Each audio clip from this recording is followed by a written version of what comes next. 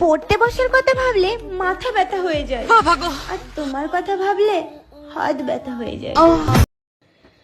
মানে যে বয়সে পড়াশোনা করার বয়স, সেই বয়সে মানে বুক দেখাচ্ছ, আঙ্গুল দেখাচ্ছ, এটা মানে তোমার আঙ্গুল তো ব্যথা হবেই।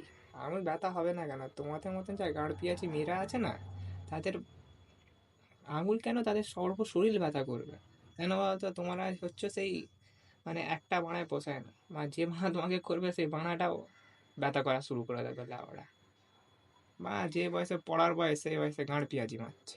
বালাম আর বিবাহিত পুরুষের জীবন অনেকটা ওই প্যান্টের বেল্টের মতো, সামনে অনেক ফুটো থাকা সত্ত্বেও প্রতিদিন একই ফুটোতে লাগাতে হয়। না, মানে তুমি কি বলতে চাইছো? তোমাদের বক্তব্যটা কি? না, আমি জানতে চাই তোমার বক্তব্যটা কি। না, তুমি বলতে চাইছো মানে যে তোমাকে বিয়ে